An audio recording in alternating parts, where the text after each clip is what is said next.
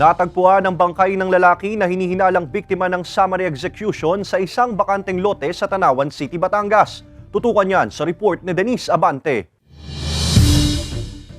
Sa isang bakanteng lote ng Sitio Hipit, Barangay Hanopol Oriental, Tanawan City, Batangas, natagpuan ang bangkay ng 27 anyos na lalaking may saklob na sako sa ulo alauna ng hapon noong Sabado. Sa investigasyon ng pulisya, ilang kabataan umano na mangunguha lang sana ng mangga sa lugar ang nakakita sa bangkay ng lalaki na kaagad nilang itinawag sa pulisya.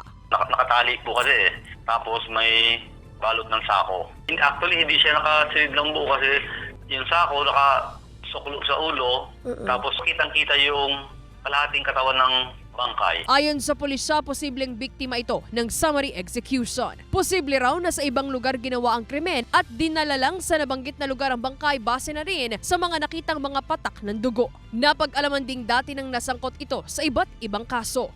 Na-involved siya sa robbery, then another case niya, sa illegal drugs, convicted siya December 2, 2016.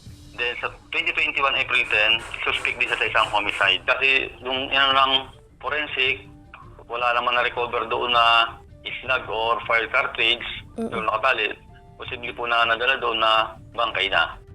Hapon nitong linggo nang may dumating umanong nagpakilalang kapatid ng biktima para i-claim ang bangkay. Sinisika pa ng GMA Regional TV, Balitang Southern Tagalog, na makuhanan ng pahayag ang mga kaanak ng biktima. Abiso naman ng pulisya sa publiko. Ang paalala natin sa mga ating mga kababayan, i-report agad sa pulisya anumang kinahinalang pangyayari sa kanilang mga barangay. Denise Abante, Balitang Southern Tagalog.